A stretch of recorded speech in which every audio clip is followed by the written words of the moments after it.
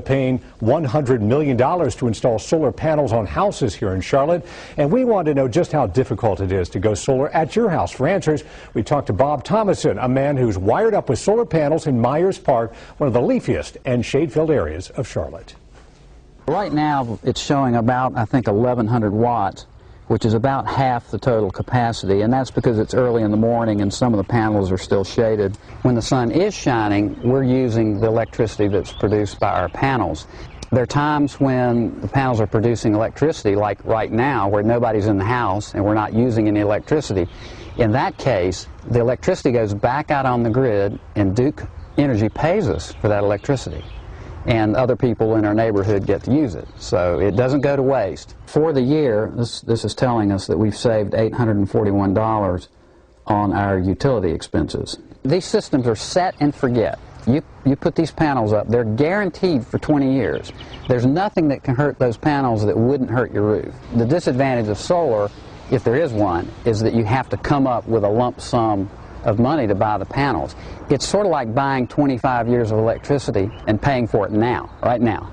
Write me a check. When we're sending electricity out to the grid, that meter actually spins backwards. So that's a great feeling too, when you see that meter spinning backwards. When people ask me about payback, when is this system going to pay back? I tell them it paid us back the day we turned it on and flipped the switch and started producing electricity from the sun. There is no better feeling than knowing that we're doing that, and we'll do it for the next 25 years. Pretty wild. Meter spinning backwards. Well, those panels last about 25 years. Thomason says there are several companies here in Charlotte that will come to your house. There's also a website that you can check out that'll tell you how much it'll cost to install those panels, how big of a system you'll need, and how much you'd save on your power bill. We've made a link to it on our webpage at WCNC.com. Hey everybody, welcome to my website, solarinformationcenter.com. This is the solar panel that I built. It is a 86 watt panel. It's 26 inches by 40 inches, and I will show you exactly how to build it.